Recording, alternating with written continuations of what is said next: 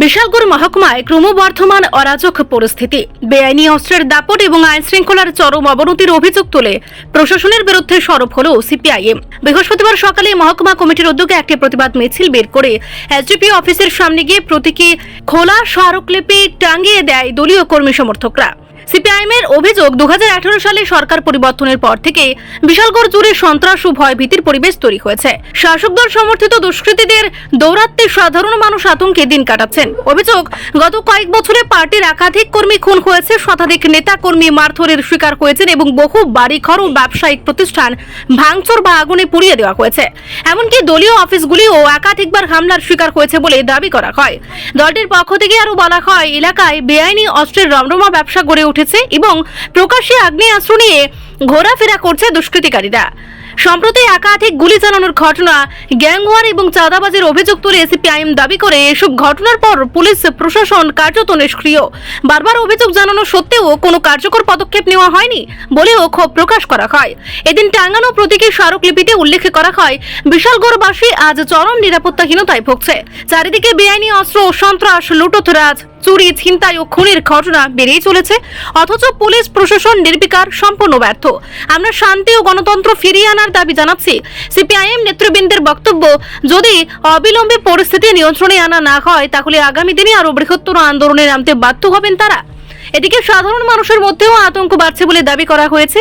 সন্ধ্যা নামার আগেই বাজার দোকান বন্ধ হয়ে যাচ্ছে এবং মানুষ ঘর থেকে বেরোতে ভয় পাচ্ছেন। সবাই ত্রিপুরা রাজ্যবাসী অবগত যে সারা রাজ্যে যেমন করে সন্ত্রাস, অরাজকতা, লুটতরাজ, নেশার বাণিজ্য, অবৈধ কাজ এগুলি চলছে, এর মধ্যে চ্যাম্পিয়ন হচ্ছে বিশালগড় মহকুমা। সরকার, শাসক দল, পুলিশ এবং সমাজ বিরোধী এই নেক্সাস বা এই বোঝাপড়ার ভিত্তিতে বিশালগড়কে অরাজকতার জায়গায় নিয়ে যাওয়া হয়েছে। আমাদের এই বিশালগড়ের মানুষের জীবন, সম্পত্তি, অধিকার এগুলি আজকের দিনে ভুলণ্ঠিত। পুলিশ নির্বিকার, পুলিশ এই ক্ষেত্রে ব্যবস্থা গ্রহণে ব্যর্থ।